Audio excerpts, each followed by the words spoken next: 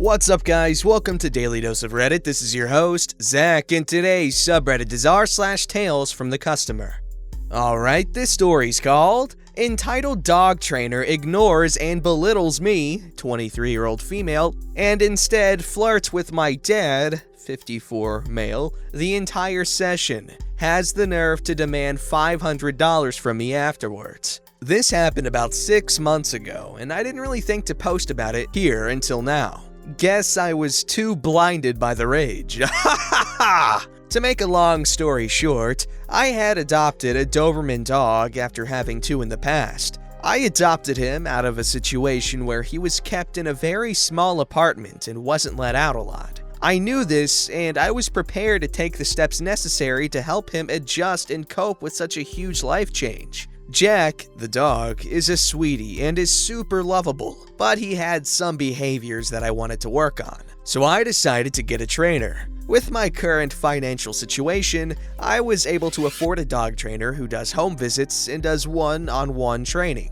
This woman, let's call her Becca, would come to our house 3 times, do 1 training session at the local dog park, and 3 at her business with other dogs she trained. She did show dog training as well and had an agility course that she said we could use during one of the training sessions. It would cost about $500, which I was okay with. Wow. I was going to pay a premium, with the expectations I would receive premium service. In other words, we had specific instances with Jack that we needed help with. He had been trained before and retained most of it, but because of his previous owner's neglect, he struggles with being overstimulated or with specific issues such as suckling. If this was just a sit, stay, go training that was needed, I would have gone to a way cheaper trainer. Becca made it seem as if she was this pro who dealt with dogs who came from difficult situations. I was willing to pay that extra bit for her expertise.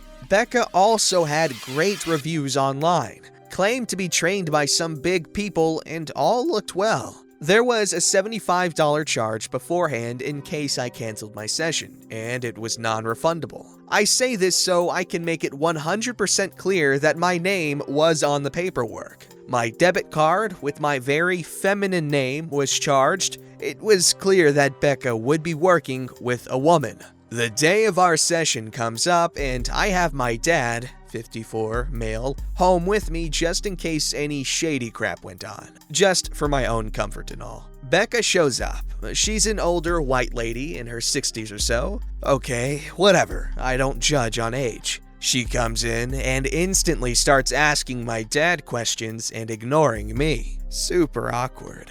I let my dad answer and she begins her spiel about what we're going to do the first day. According to her, just basic command stuff in case he didn't know them already. Even though we showed her that he does know the specific ones that she wanted to review. She pulls out these laminated sheets and it's literally the most basic crap you have ever seen. They were screenshots of a PowerPoint. One card read, "Sit, to command your dog to sit down on his hind legs." What? First off, 1. Why do we need a definition of what sit means? 2. It's 2019 and this woman is showing us screenshots of a PowerPoint. I swallowed down my complaints, and she went on to show us 2 other screenshotted slides, which were lay and call or come. She had a bunch of others, but never showed us or addressed them. When we came to the call or come command, I tried to engage her with a question.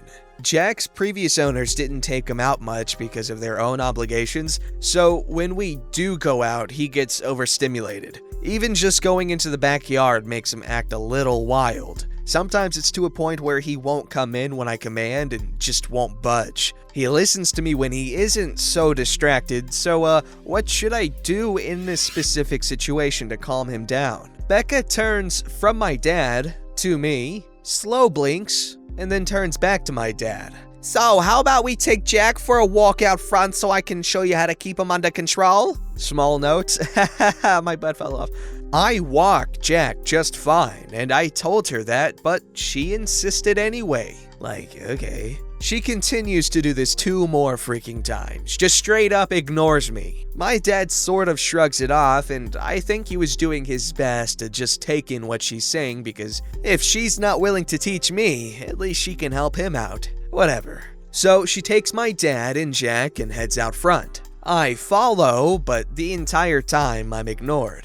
We get back to my house and she stops outside of her car. Mind you, the sessions are 1 hour and 30 minutes. We're 35 minutes in. She opens the back of her van and starts to show us some dog food. She claimed it was best for his breed and had all the nutrients he needed. It was $50 for a small bag that would last him maybe half a week. For a larger bag, it was $150. What the heck? I shot her down instantly. No, thank you. We have good food. Our vet recommended it, and we trust her decision.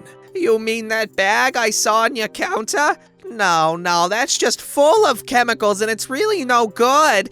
If you're gonna have a purebred, you're gonna have to shell out more for the expensive food to keep him healthy. She drops it after realizing I won't budge, because guess what? I'm the one paying for this so-called session, so of course I'm the one who would be paying for any of her other crap. Then she starts pulling out these collars and leashes when we have a perfectly good, high-quality body harness and leash. She starts trying to sell us another $60 worth of walking gear. At this point, even my dad is pissed. We're not even halfway through the session and this chick is trying to sell us some overpriced crap. My dad pretends to take a phone call and makes up a fake family emergency to get her to leave. She does, and she has the nerve to call us the next day and tell me that I need to send a $500 check to continue on with the session. So now she'll talk to me, when she wants me to pay for her time so she can ignore me some more. I told her to shove it. We were willing to pay for a premium service, yet she comes in and ignores the paying customer and instead spends the majority of the session talking only to my dad and low-key flirting with him, in my opinion. It's 2019, old story, and her premium service includes screenshots of a PowerPoint? Sure, she's old as heck, but all her credentials assure that she gets her certificate renewed every 3 years. She seemed incredibly out of date and out of touch with her price range versus the little effort she was providing in these sessions. Stops halfway through to try and sell us crap and won't let up when we try to gently say no. Won't even engage or work with me, the owner of said dog, and the one who is paying and noted on the paperwork as such. She sputtered some crap how I need to pay at least $150 for the first session and how I would regret it if I didn't. I stood ground and told her it wouldn't happen, and if she wanted to go to court, I'd be willing to. After all, her premium dog training consisted of 3 screenshots and walking 4 houses down and back.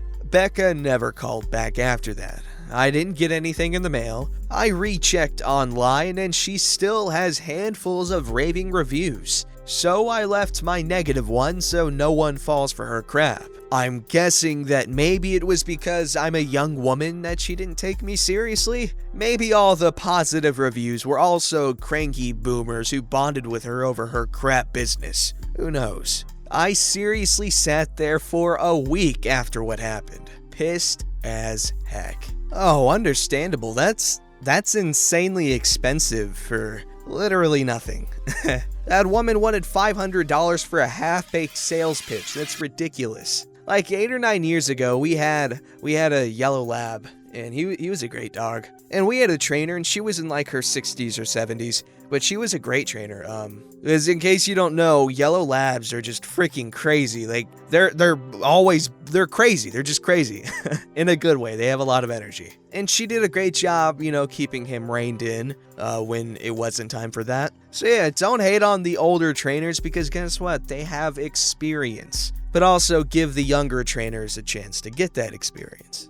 Alright, this story's called Waiter Steals My Money, Manager Blames Me for Having to Fire Him.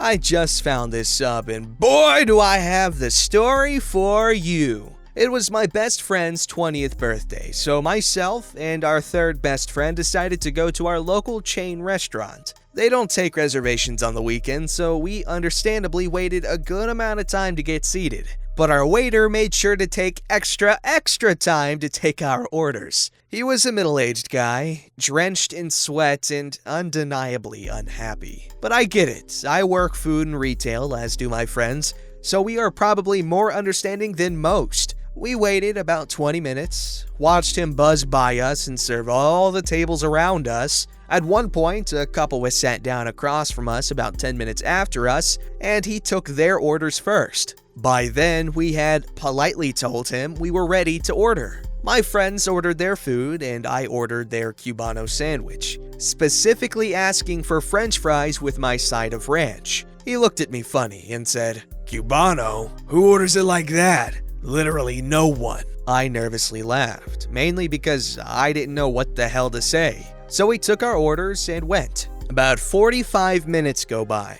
No food, which isn't a big deal. We're having a good time. And then our food comes. My friends get theirs, and I get my sandwich and no fries. He says they're taking extra time. No worries, man. I can wait. And I do. I wait 25 minutes. I decide to go to the bathroom, which had a ginormous line, and think, surely they'll be there when I get back. About 15 minutes go by. I head back to the table, and they aren't there. So I decide it's time and head over to talk to a manager. I really hate going there, but I really just wanted my fries. The manager greets me, and I explain the situation. His response to me is, "Oh, Chris? Yeah, he's been having a rough few nights. Doesn't surprise me." I had absolutely no freaking clue what to say to that. So we walk back to the table where my fries are not waiting for me yet. The manager says he's going to get them right away. As he stepped away, my friends tell me that the waiter actually stopped by our table without fries,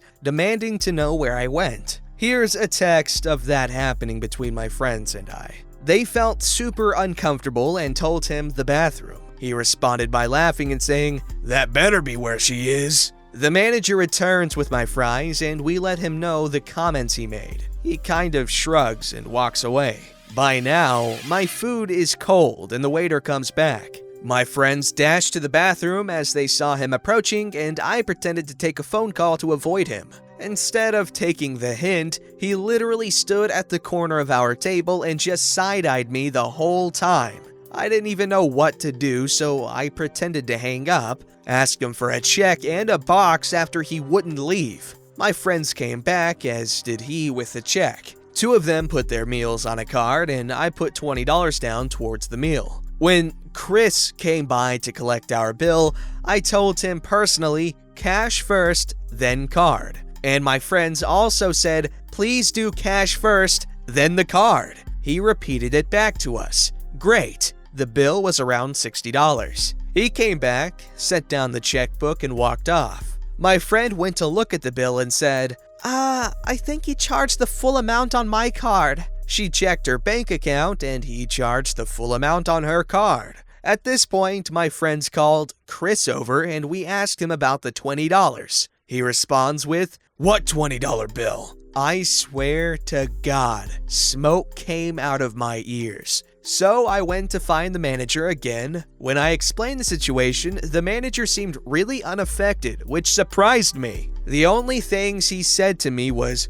well, that's his third strike. Thanks to you, he'll probably be out of a job tonight. The manager adjusted our bill to show my $20, and we left. Let me tell you, it felt like I was in a different universe. I already contacted corporate, and I got a $25 gift card, so, it totally made up for everything. Okay, that sounds incredibly frustrating. Now, I'm no stranger to long wait times. Like, anytime I go to a restaurant, it's always incredibly long of a wait. I should rephrase that. Anytime I go to a sit-down restaurant, Chick-fil-A, you always are good to me. But yeah, I'm glad the waiter there was fired, because that guy does not... he should not be in food service. He does not have what it takes. And that job is pretty mentally demanding, or at least emotionally. Alright, so this one's called I bought a potentially homeless man breakfast. The employees didn't know who I was buying it for and all talked bad about him. I was at my local gas station or coffee shop combo, pumping gas. A man who I assume was in his early 30s asked me for money for food. I apologized and let him know I don't carry cash. He said, "No problem, thank you." As he walked away, I offered to buy him something from the coffee shop. He agreed. He asked if it was okay that he got a breakfast sandwich, and I said, yeah, of course. I asked if he'd like a drink, and he said, "Are you sure that's not too much?" I assured him it wasn't. Then I went inside and bought him a sausage, egg, and cheese bagel, large coffee, and threw in an order of hash browns. While waiting for the order, 3 coffee shop employees were saying some not-so-nice things about him. Here are some of the quotes. "Is that loser still out there? I don't feel bad for him. Get a job like the rest of us. If no one will hire him, he probably has a horrible record. It's his own fault. Bet he has like 20 evictions on his name." I'm just standing there, awkwardly listening to them berate a man who can't stand up for himself because he's outside while I wait for his food. Afterwards, when I left and was thinking about it, I got mad at myself for not having the courage to stand up for him. This is personal for me. When I grew up, I was homeless on 2 different occasions, lived in 3 shelters, and when not homeless, I lived in some not-so-great areas and didn't have an easy life. Without generosity of many strangers who donated to programs and mentors and social workers, who knows how much worse my life may have been. I'm lucky that I caught a break. I found a good job and I've worked through a lot in therapy. Unfortunately, not everyone catches that break. Some people aren't equipped with the mental or other tools needed to break the cycle. I don't know this guy's story. He could have a drug problem, but has a wonderful family that will welcome him with open arms when he's ready to get clean. Or maybe he's a great person who's just down on their luck. Maybe he was abused sexually and or mentally as a child, and it's something that is still hindering him into adulthood. Or hey, maybe he's just a con artist and has more money than I do, and he dresses the part of a poor man and begs on the side of the road. All I know is, the $8 I spent today isn't going to put me out, and if that means I potentially got fooled, I'm okay with it. Because if that man was truly hungry, I'd feel a hell of a lot worse knowing I didn't help when I could have. I understand if people don't agree with giving money to beggars. That's okay. It's your money and those are your opinions. I don't think it's wrong. But what I do think is wrong is for 3 grown adults to make fun of a man they know nothing about and call him degrading names and say things about his character in front of numerous people when they know nothing about him. Many people who are homeless suffer from mental illness. That's sad. Many just need to catch a break and have someone in their corner. Being kind is free. Think before you speak. If anyone was wondering, he was very grateful, told me God bless, and wished me a Merry Christmas. That's a relatively wholesome story. I mean, other than the whole trash-talking a homeless man behind his back. But I do know that buying someone a hot breakfast to start the day with when they had nothing is a great thing to do. You probably made that guy's entire freaking week. But the message delivered here is a good one. If you have the means, why not help someone out? It can go a long way. You have no idea. Don't forget to like, subscribe, and hit that bell to never miss an episode.